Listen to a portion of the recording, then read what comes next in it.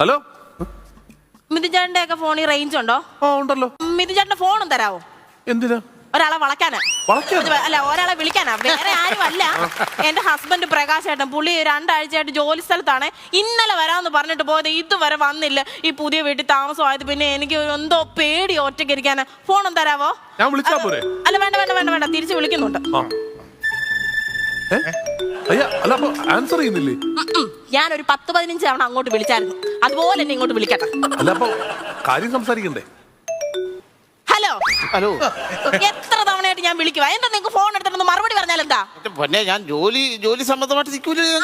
നിങ്ങൾക്ക് മാത്രം എപ്പോഴും ജോലി. എന്റെ കാര്യം എന്തെങ്കിലും നിങ്ങൾ അന്വേഷിക്കുന്നുണ്ടോ? എന്റെ പൊന്നെന്തെങ്കിലും കഴിച്ചോ? കഴിച്ചോ? നീ വാ തുറന്ന് പറയാൻ കഴിച്ചോ? എത്ര തവണ ഞാൻ കണ്ണടച്ച് കാണിച്ചു, ഞാൻ കഴിച്ചില്ല.